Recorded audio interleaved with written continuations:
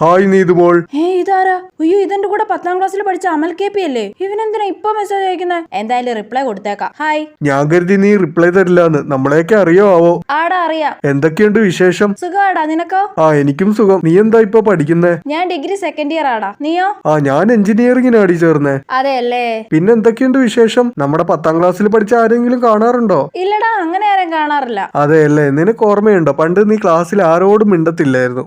അതെ. അതൊക്കെ എന്തിനാ ഇപ്പൊ ഇവൻ എന്നോട് പറയുന്നത്? പണ്ട് പെമ്പിള്ളാരെ കണ്ടാ മിണ്ടാതെ നടന്നിരുന്നവനാ. എന്നിട്ട് ഇപ്പൊ അവൻ ചാറ്റാൻ വന്നേക്കുന്നു. നിന്റെ ഒരു ഫോട്ടോ അയച്ചേടി, കണ്ടിട്ട് കുറെ നാളായി. അയ്യേ, ഇവൻ കോഴി തന്നെ.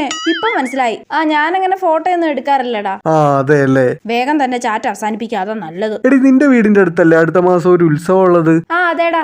ഞാൻ അങ്ങോട്ട് വരുന്നുണ്ട്. നീ ഉത്സവത്തിന് വരുന്നുണ്ടോ? നമുക്ക് മീറ്റ് ചെയ്താലോ?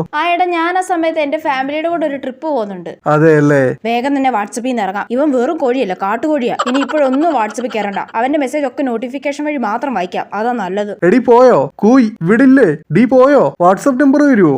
വാട്സപ്പ് നമ്പറോ? അയ്യോ, ഇനി ഇവന്റെ ചാറ്റ് എടുത്ത് നോക്കേ വേണ്ട. അതാ നല്ലത്. ചേട്ടാ, ഏത് സമയത്താണോ എനിക്ക് റിപ്ലൈ കൊടുക്കാൻ തോന്നിയത്? എടി പോയോ? കൂയ്. പോടാ വനമാക്രി, പോയി വേറെ ആർക്കെങ്കിലും മെസ്സേജ് ഇടാം. അല്ല പിന്നെ